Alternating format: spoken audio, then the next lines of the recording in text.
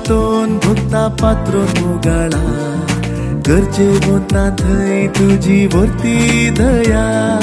देवा लागी आमच्या गरजांक विनवणी करताय